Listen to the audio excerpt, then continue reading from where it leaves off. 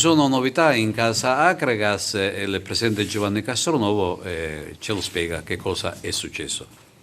Allora, in relazione agli incontri di cui avevamo parlato, nei quali ovviamente non abbiamo fatto cenno dei soggetti che erano coinvolti finché non avevamo raggiunto l'accordo dell'ufficialità, oggi ho il piacere di presentare quello che sarà il nuovo vicepresidente insieme a Toto Bottone dell'Akragas, che va a completare l'organico societario che era rimasto vacante con la figura di vicepresidente. L'avvocato Giancarlo Rosato, nonché un amico da tanti anni, non ha bisogno di presentazioni perché è stato nell'Akragas già diversi anni fa, quindi è una persona che si è messa subito a disposizione perché ha capito che l'Akragas aveva bisogno e lui da buon agrigentino non ha tentennato neppure un attimo a dare il suo contributo, e quindi oggi con molto orgoglio lo voglio presentare perché allarga la compagine societaria, conferisce ulteriore prestigio alla compagine biancazzurra e completa appunto dei posti che erano vacanti. C'è anche un'altra figura che poi andremo a presentare domani, che oggi per ragioni di lavoro non è presente, però lo posso dire tranquillamente. Si tratta di Paolo Barone, che è un imprenditore originario di Bivona, che fa parte di un gruppo di ragazzi di Bivona che si sono avvicinati all'Akragas, tant'è che la sponsorizzazione Sigil Food che vedete nelle magliette è diciamo frutto del loro impegno e della loro vicinanza all'Akragas. Anche lui diciamo, come dire, scende in campo in prima persona e andrà a ricoprire il ruolo di direttore generale, anche questo è un posto vacante, in maniera tale che così andiamo a rinforzare l'organigramma societario. Siamo in più persone che si spendono per l'Akragas, perché ultimamente, senza volerne a nessuno, ma l'Akragas è nelle mani mie e di Ernesto Russello, che ha fatto un lavoro egregio al di là di quelli che erano i suoi compiti, perché lui ufficialmente è direttore sportivo, però è tutto fare, diciamo era anche presidente in pectore, si può dire, nel momento soprattutto che io, vivendo a Palermo, non potevo quotidianamente seguire le sorti dell'Akragas, quindi abbiamo inserito non chiunque, perché vi devo dire che qualche altro soggetto si è avvicinato, ma noi ritenevamo che non avesse lo spessore umano e culturale delle persone che abbiamo avvicinato, perché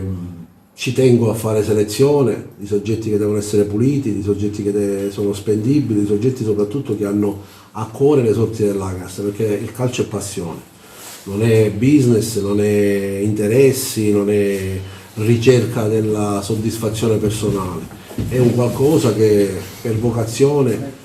facciamo mettendoci a disposizione della città, perché noi siamo i primi tifosi dell'Akragas e quindi lo facciamo con spirito di servizio, di abnegazione, senza chiedere nulla in cambio, se non l'affetto dei tifosi e della città, che ci auguriamo domani più che mai si stringa attorno alla squadra. Innanzitutto io non potevo non accogliere con soddisfazione, orgoglio l'invito di Giovanni, e per i rapporti amicali che ci legano da anni, anche a livello familiare. E a maggior ragione non potevo dire di no nel momento in cui vengo sollecitato rispetto ad un percorso che dal mio punto di vista deve essere condotto secondo regole, discipline e prospettive un po' diverse e sicuramente migliorative. Non è la prima esperienza per me, il caso vuole che il mio coinvolgimento coincida quasi sempre con momenti in cui si riflette sulla ristrutturazione dell'assetto societario, sulla riorganizzazione, su una prospettiva di coinvolgimento anche di soggetti che oggi sono stati magari lontani da quest'ambito. Allora io non posso che vivere questo momento come un riprendere delle vicende da dove le abbiamo lasciate qualche anno fa. Mi piace ricordare che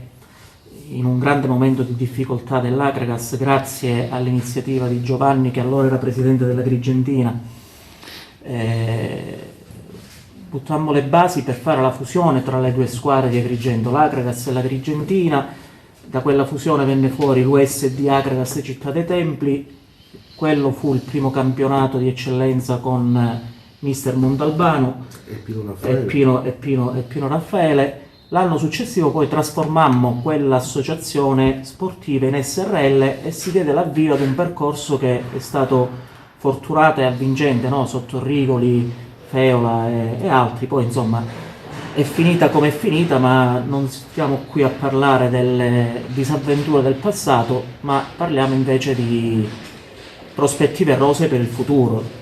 Io ho sempre pensato che il calcio dilettantistico è dilettantistico fino ad un certo punto.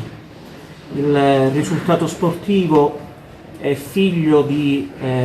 un'organizzazione che non è dentro il terreno di gioco, è fuori il terreno di gioco, fatto di confronto, fatto di approfondimento, fatto di lungimiranza. E allora, siccome abbiamo avuto la fortuna di riscontrare l'interessamento appassionato anche di altri soggetti, di altri amici che ci vogliono accompagnare in questa avventura, ci è sembrato e mi è sembrato giusto e appropriato immaginare sin d'ora che l'apporto di nuove risorse, non solo in termini economici, debba essere inserito in un quadro di riorganizzazione che debba necessariamente passare attraverso la trasformazione. Personalmente penso che per il calcio moderno, anche dilettantistico, la forma giuridica dell'associazione non riconosciuta onestamente non sia più appropriata per essere proposta come strumento di coinvolgimento di altri soggetti. Siccome noi veniamo da esperienze invece fortunate, che sono quelle che illustravo prima, cioè le trasformazioni delle associazioni dilettantistiche in SRL, che hanno dato poi là anche a percorsi di successo sportivo che non sono poi così lontani nel tempo, perché non replicare? Allora, replichiamo con l'impegno di organizzare la società in modo più funzionale, in modo più moderno, in modo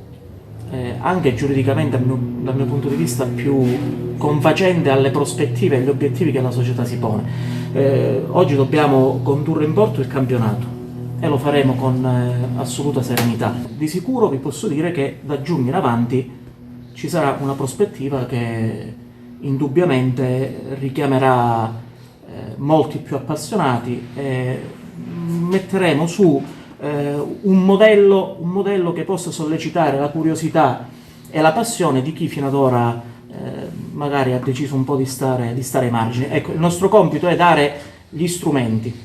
per dire: guardate che questo gruppo di persone, di amici, di sportivi, di professionisti, abbiamo in mente di fare qualcosa di buono, qualcosa di bello, qualcosa di trasparente.